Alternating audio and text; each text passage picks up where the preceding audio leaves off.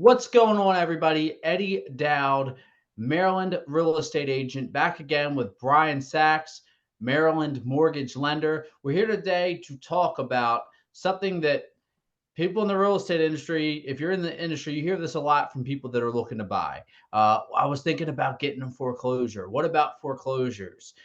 What is a foreclosure? Should you buy a foreclosure? What are the ups? What are the downs? I think a lot of people think, oh, I'm just going to get a foreclosure.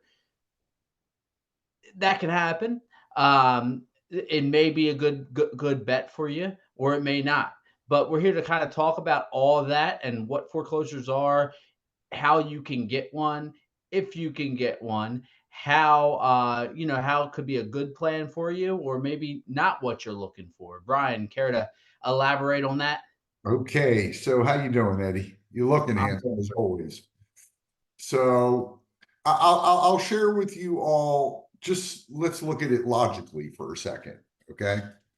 If someone isn't making mortgage payments on their property, which is why they go into foreclosure, right?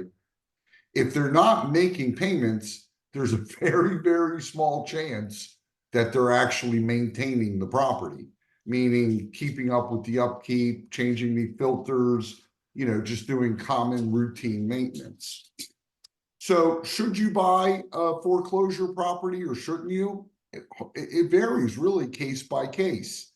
So, most of the time, when you're buying a home that's been foreclosed on, you're buying it as is, meaning that any repairs to be made are your responsibility. If you have funds, it can be a great, great opportunity for you to do a 203K renovation loan or a Fannie Mae home style loan where we can lend you the money to buy the house, do the renovations, and so forth.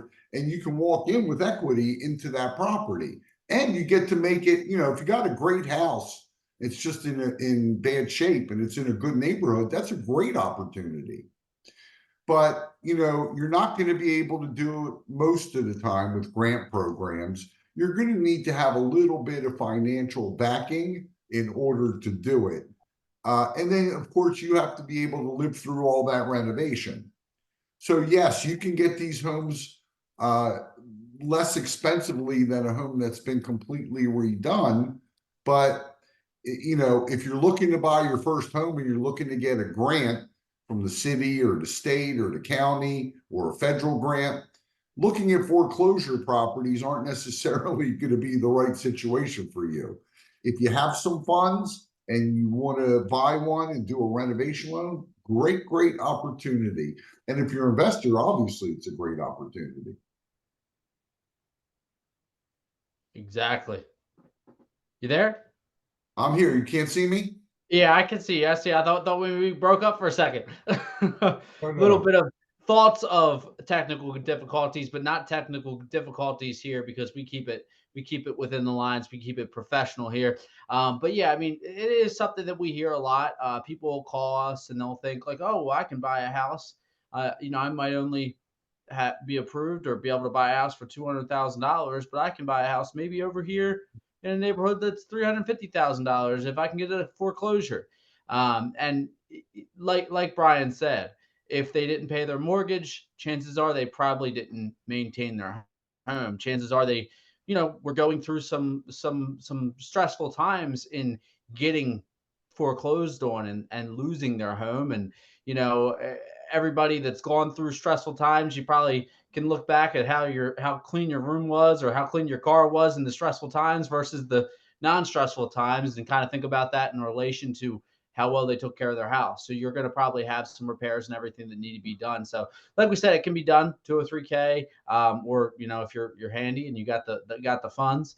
But there's so many options. So I'd say don't come into the equation with a set mindset of, oh, I'm going to get X. Be open to Y and Z, because there's so many different options. And the best way to know your options and start the process of looking at your options is talking to Brian, talking to myself, but really talking to Brian, letting him see where you are at. you know, running your credit and make it seem where we're at debt to income and everything, get you approved, and give you options and see what grant programs, what different programs you may qualify for. And we always talk about it. We got the we have the program here that works as a GoFundMe page that Brian's company CMG has, to where you can contribute in there. Your family can contribute, your neighbors, your friends, your enemies can contribute on there, and you will be able to use those funds to go into the purchase of your home. And what is it, $2,000, Brian? Yeah, we'll That we give can you contribute as well. up to 2,000 on top of it. So you can only win. There's no losing with that program.